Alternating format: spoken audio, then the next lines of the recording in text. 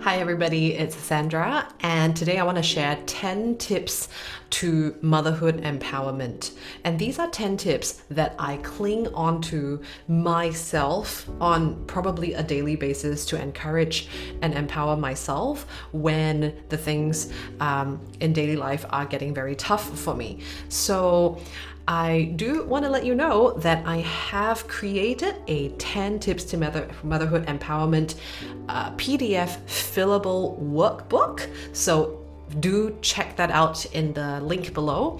You can get it for free, and then you can answer your own questions as like a kind of journal prompt based on the 10 tips that I'm about to share. So do check that out. I also created a 5 days to motherhood empowerment course, and that expands on the points that I'm about to share in these 10 tips. So if you're blessed by these 10 tips, be sure to check out that online course as well. Okay, so let's jump right into these 10 tips. So tip 1 is to stay in your own lane. Comparison is the thief of joy. So don't compare yourself with others. Just do what works for you and for your family and let go of everything else.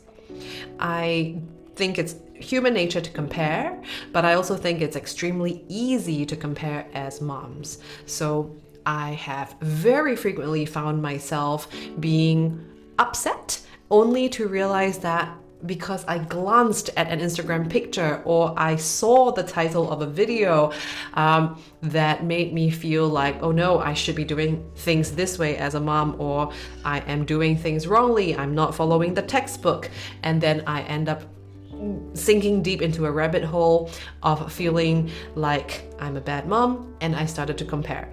And quite a few times I do realize that it's okay to be different because every family is different. And within a family, there are so many different dynamics at play.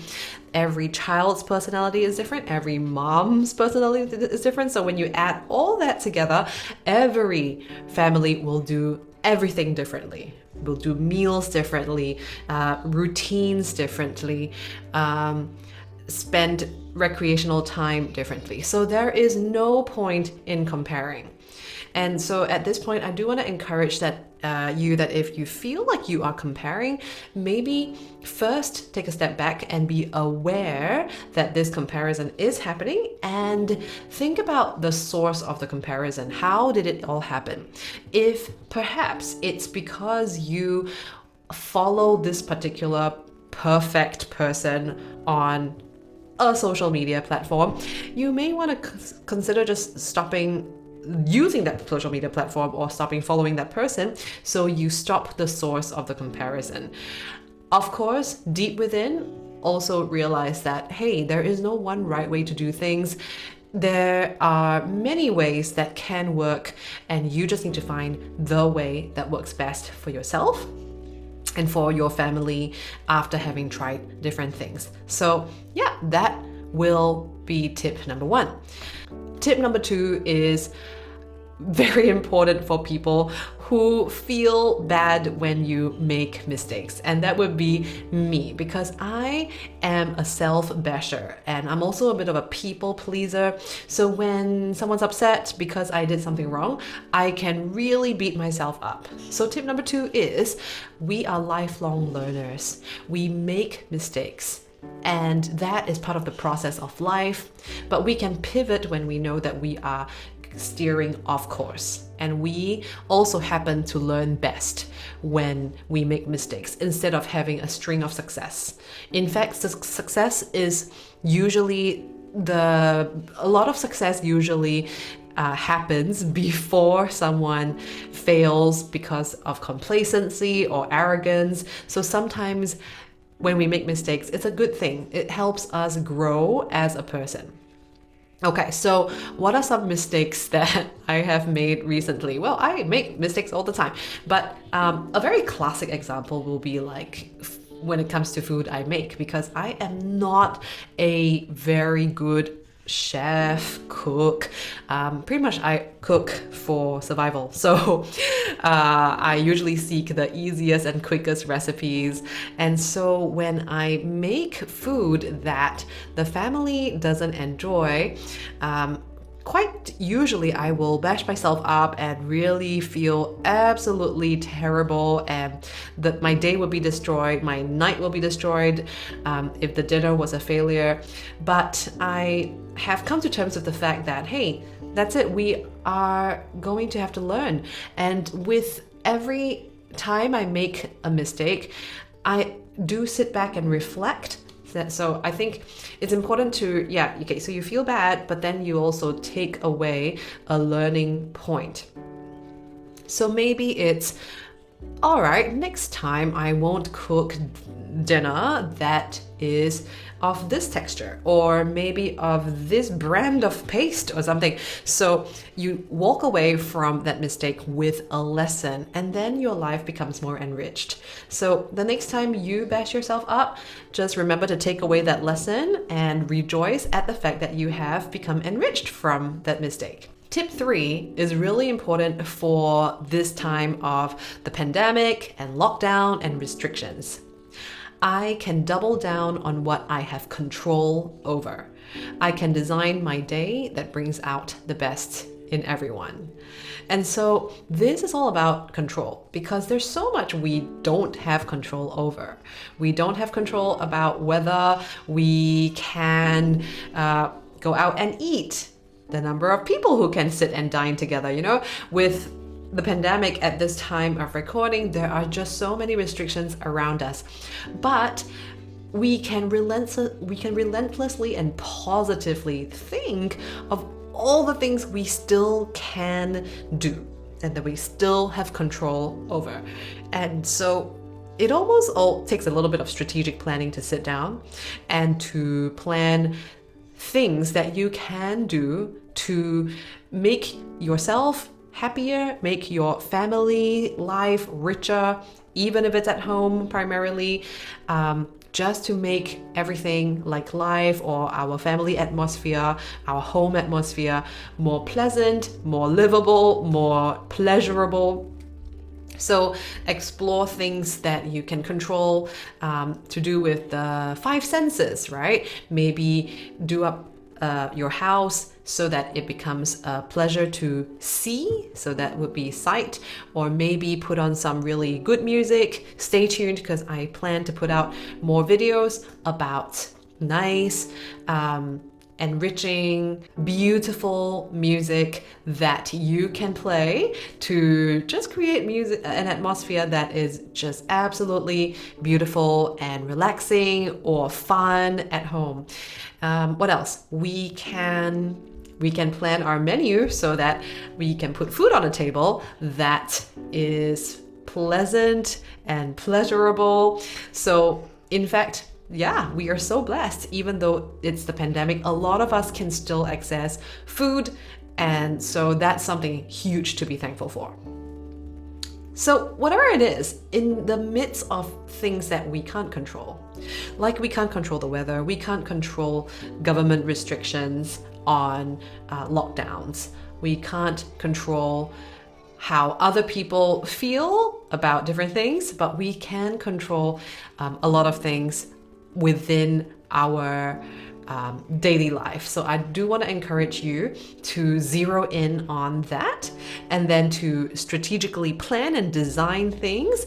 Maybe you even want to just write down or take notes on your app on the different things you can experiment with, just to make life more pleasurable during this time. Tip number 4 is the lower the resources, the lower the expectation.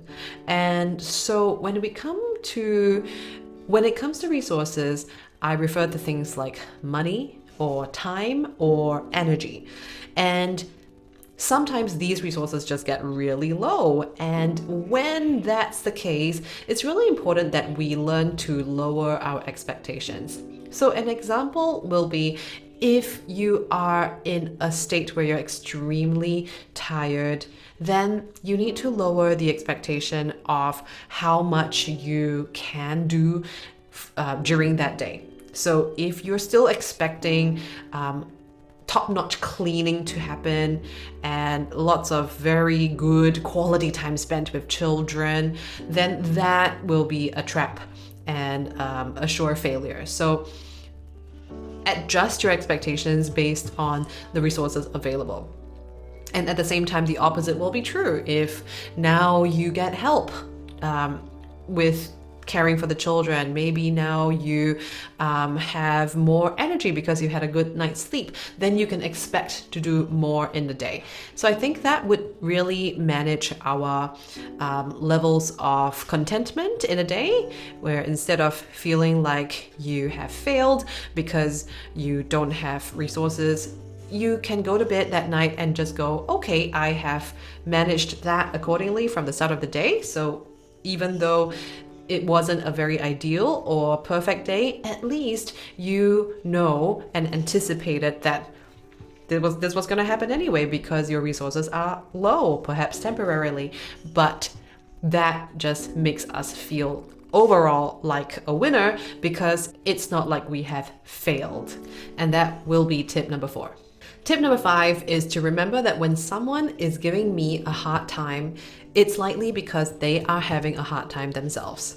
So a lot of this can be dealt with in the area of young children. So we know that young children do not regulate their emotions very well. If they are tired, if they are hungry, they're probably going to have a glorious meltdown.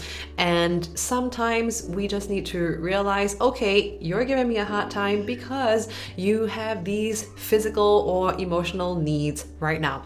And so then we can channel our energy instead of responding angrily at why they're acting that way. We can solve the problem and therefore stop the unpleasant manifestation of a meltdown. Sometimes this also happens to us from adults. Maybe another adult is acting very unpleasantly to us, especially family members during this time of a pandemic. We're all kind of stuck in the same home. So let's apply the same level of grace and generosity to others. They are probably struggling with something, but sometimes as adults, we may not want to be so transparent about what's bugging us. So you may want to just be mindful that sometimes people are struggling. And so it's not like they have the agenda to upset you, but they are struggling with something themselves. So let's remember to extend grace like that to other adults as well. Tip number 6 will be to focus on all the small wins, which will then form a big win at the end of the day. And to also use the 1-minute gratitude challenge to remind yourself of how blessed you are. As a mom, I do find that my day can be very intense. I wake up and instantly things are laid out for me to do. There's a lot of house chores to do, and then there's a lot of attention that the baby will demand, and then the day just continues like that. Not forgetting I also work, so that means a large chunk of my day is just spent doing and doing and doing. So when you feel like it's been intense, and if you ever have a moment just to shut your eye, to have a 1-minute break, even if it's that short, and for me that would be when I bottle feed my baby. That's a mental break for me. I use that time to close my eyes and just rest. And then I will use that time to think of all that has happened, every single little thing that I have done, and that will become a bullet point. And then in my brain, the document of bullet points can be very long, even if it's just been 2 hours into the day, right? Like you've washed the dishes, you have cleaned the dining table, you have made food, you have changed someone's nappy, you have brushed 2 people's teeth, that kind of thing. You need to learn to celebrate every tiny little win. And then when you go to bed that night, you're just going to feel like such a winner that you have done so much. So just don't downplay the small stuff, but actually elevate every single thing and realize it's amazing that we could do so much, especially as moms, as the day unfolds. And while I say use the gratitude challenge that's just about 1 minute long, that's really for anyone who's just extremely busy. But if you have time, just take a bit longer to just record down. I personally love using my Evernote app on my phone just because that's very mobile. So if I am next to my baby's cot and he's just fallen asleep, that in that darkness, that's where I will be typing in my gratitude list. Sometimes when I am properly seated and I have my notebook and pen, that kind of condition doesn't always happen for my lifestyle at the moment. But if I do, that's a good time to just write and list all the things that I am thankful for as well. And as you list the different things you're thankful for, that just makes you feel, wow, I am so blessed. It's just so easy to feel down, especially during a time of lockdown and pandemic and restrictions. So when you are very, very intentional about focusing on gratitude, that can be a huge mental health boost. That can be a huge game changer. So I really want to encourage everyone to just take 1 minute, even if it's just 1 minute at the end of every day, to list as many things you can be thankful for. And then that becomes a really good habit. Before you know, you're just going to walk around with a really cheerful face, and others are just going to go, whoa, why are you so happy? And that's because you know all the things that you can be thankful for. Tip number 7 is to ask yourself, what's the most loving thing that you can do for yourself right now? And this is the whole art of practicing momentary self-care throughout the day. As a mom, like I described before, our days are really intense with little kids. And so I find that it could be as momentary as, oh dear, I really need the toilet. Go use the toilet. That 1.5 minutes of relieving yourself is momentary self-care, right? And then sometimes when I choose not to do that, maybe, okay, I'll just bottle feed the baby first. Then I find that I am more resentful to my baby who might be taking longer to drink the bottle. And then I am extremely urgent for the toilet by then. That just builds my resentment for my baby. And so I highly suggest that this is the whole, even though it's a very cliche, put on your oxygen mask before you put on that for others. This is exactly that. We need to learn to just be aware of our needs and then meet those needs before attending to the needs of other people. You may also want to do this as a planned thing. So the night before, think about the different times of the day that you may need a pick-me-up. So my current momentary self-care plan is something like I'll have a quick hot shower right first thing in the morning. That will really wake me up and make me feel ready to take on everything for the day. And then if I'm really tired because I had a very disrupted night's sleep the night before, then I may plan to have a 10-minute power nap when I put my son down at 11 a.m. I have been enjoying a small cup of coffee at about 2 or 3 p.m. to pick me up before I start my afternoon classes. And sometimes I plan to read about 2 to 4 pages of my favorite book at night, just as a little reward or a bit of intellectual stimulation. So these are just tiny little things that you can plan throughout the day. And I think it's just really key to keep ourselves happy during a time of especially a pandemic and a lockdown. Tip number 9 is to take notice when we're feeling very exhausted and overwhelmed, why we're feeling that way.